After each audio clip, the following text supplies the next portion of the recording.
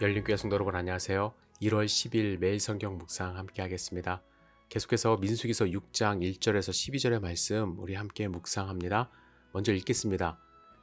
여호와께서 모세에게 말씀하여 이르시되 이스라엘 자손에게 전하여 그들에게 이르라.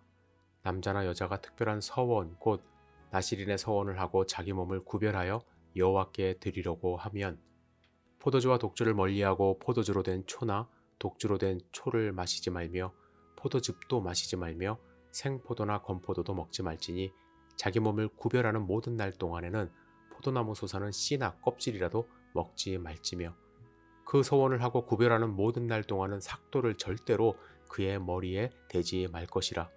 자기 몸을 구별하여 여호와께 드리는 날이 차기까지 그런 거룩한즉 그의 머리털을 길게 자라게 할 것이며 자기의 몸을 구별하여 여호와께 드리는 모든 날 동안은 시체를 가까이 하지 말 것이요 그의 부모 형제 자매가 죽은 때에라도 그로 말미암아 몸을 더럽히지 말 것이니 이는 자기의 몸을 구별하여 하나님께 드리는 표가 그의 머리에 있음이라.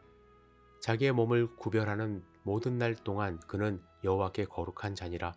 누가 갑자기 그 곁에서 죽어서 스스로 구별한 자의 머리를 더럽히면 그의 몸을 정결하게 하는 날에 머리를 밀 것이니 곧 일곱째 날에 밀 것이며 여덟째 날에 산비둘기 2마리나 집비둘기 새끼 2마리를 가지고 회막문에 와서 제사장에게 줄 것이요 제사장은 그 하나를 속죄제물로 하나를 번제물로 드려서 그의 시체로 말미암아 얻은 줄을 속하고 또 그는 그날에 그의 머리를 성결하게 할 것이며 자기 몸을 구별하여 여호와께 드릴 날을 새로 정하고 1년 된 숫 양을 가져다가 속건제물로 드릴지니라. 자기의 몸을 구별할 때에 그의 몸을 더럽혔은즉 지나간 기간은 무효니라. 아멘.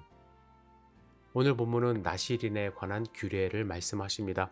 나실인은 히브리어로 나지르라는 단어에서 왔는데 이 뜻은 바치다, 헌신하다 라는 의미가 있습니다.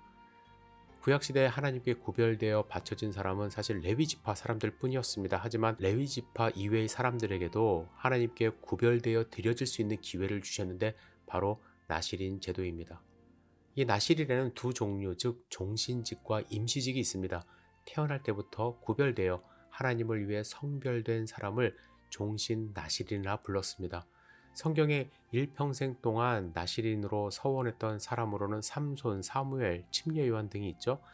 경우에 따라서는 평생을 하나님 앞에서 나실인으로 산 사람도 있지만 평균적으로는 나실인으로 살다가 생업에 돌아가는 경우가 대부분이었다고 합니다. 그리고 임시적인 나실인은 일정 기간 동안 누구나 될 수 있었습니다. 나실인의 규례는 서원했을 경우 그 서원에 명시된 기간 동안에만 이행하는 것이 일반적이었습니다. 하지만 유대인의 전승에 따르면 그 기간을 30일 미만으로는 받지 않았다고 해요.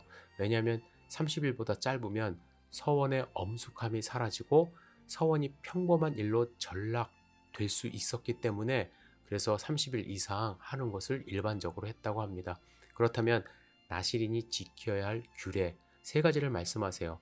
첫째, 포도주와 독주를 마시지 못하게 했습니다.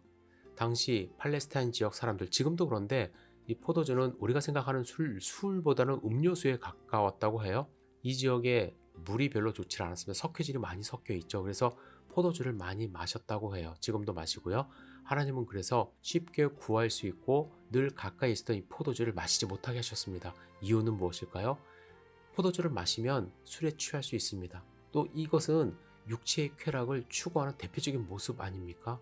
그래서 술을 통해 기쁨을 얻기보다 하나님께 집중하기를 원하셨습니다. 그래서 포도 씨, 껍질 먹지 않기를 원하셨어요. 두 번째로 머리에 칼을 대지 말라 하셨습니다. 그 이유는 머리를 깎지 않음으로써 자신이 하나님께 드려진 나실인임을 모든 사람이 알게 하여 공동체가 함께 그의 서원을 지킬 수 있도록 서로 도움을 주고받을 수 있게 하기 위함이죠. 또한 여기에는 영적인 의미가 내재되어 있는데요. 구약에서의 머리는 피와 함께 생명을 상징하는 의미가 있습니다. 그래서 머리털을 깎지 않는다는 것은 생명의 힘이 여호와께로부터 주어지며 자신을 주장하는 자가 세상이 아닌 하나님이심을 드러내는 강한 의지가 있습니다.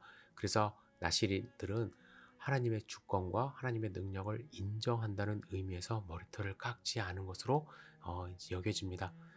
세 번째로 나실인은요, 시체와 같이 부정한 것을 가까이 하지 않아야 합니다.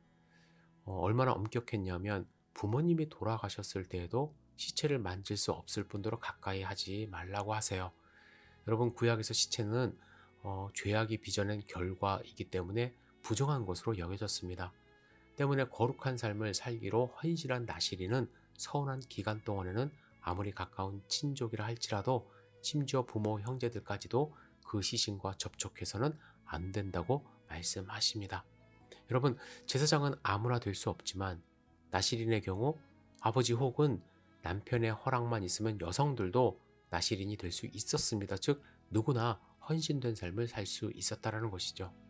여러분, 우리도 나실인 될 수 있어요. 그리고 나실인으로 살아야만 합니다. 물론 구약의 율법처럼 머리 자르지 않고 주검 피하고 포도주 혹은 포도 껍질 씨도 먹고 마시지 않는 나실인도 좋겠지만 그것이 중요한 것이 아니라 우리가 할 수 있는 것은 무엇입니까?